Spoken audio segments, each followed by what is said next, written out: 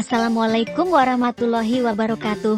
Hai sahabat pendidik, sering mengalami peserta didik kita kurang fokus dalam belajar.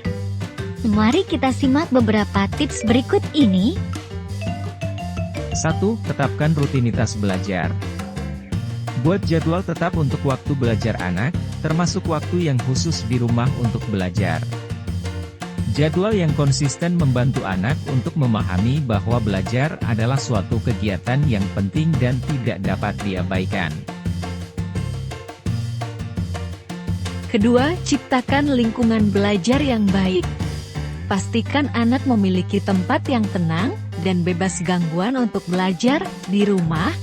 Pilih area yang nyaman dan lengkap dengan peralatan belajar yang diperlukan seperti meja, kursi, dan lampu yang cukup terang. Pastikan juga terdapat pasokan alat tulis dan buku-buku yang diperlukan. Ketiga, dorong minat dan motivasi. Bantu anak menemukan minat dan motivasi dalam belajar dengan mencari tahu apa yang diminatinya. Ajak anak untuk belajar topik yang disukainya dan berikan apresiasi atas usaha dan pencapaian mereka. Ini akan membantu meningkatkan motivasi dan semangat belajar anak.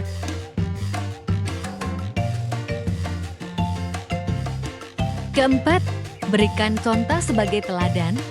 Jadilah teladan yang baik bagi anak dengan menunjukkan kebiasaan belajar yang positif, perlihatkan minat dalam membaca, belajar, dan mengembangkan pengetahuan Anda sendiri. Anak akan lebih cenderung meniru perilaku Anda. Selanjutnya, buat pembelajaran menyenangkan. Jadikan proses belajar menyenangkan dengan menggunakan berbagai metode dan teknik yang menarik. Misalnya, Anda bisa menggunakan permainan pendidikan, media visual, atau kegiatan praktis untuk membantu anak memahami konsep yang sulit. Keenam, dukung kemandirian. Dorong anak untuk menjadi mandiri dalam belajar. Ajarkan mereka keterampilan seperti merencanakan waktu, mengatur prioritas, dan mengelola tugas. Ini akan membantu mereka mengembangkan tanggung jawab pribadi dan memperkuat keterampilan belajar sepanjang hidup. 7. Berikan pujian dan penghargaan.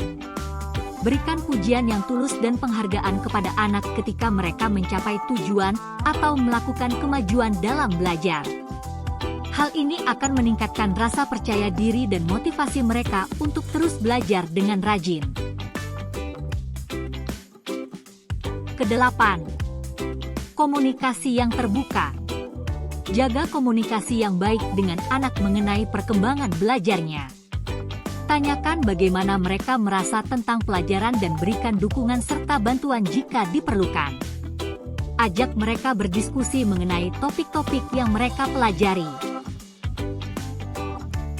Kesembilan, jaga keseimbangan. Selain belajar, penting juga untuk menjaga keseimbangan antara waktu belajar dan waktu luang anak. Pastikan mereka memiliki waktu untuk beristirahat, bermain, dan mengekspresikan minat di luar ruang kelas. Ke-10, bersabar dan tetap mendukung. Setiap anak memiliki kecepatan dan gaya belajar yang berbeda. Bersabarlah dalam mendampingi anak dan berikan dukungan yang konsisten. Ingatlah bahwa proses belajar adalah perjalanan, dan dengan waktu dan usaha yang tepat, anak akan menjadi rajin.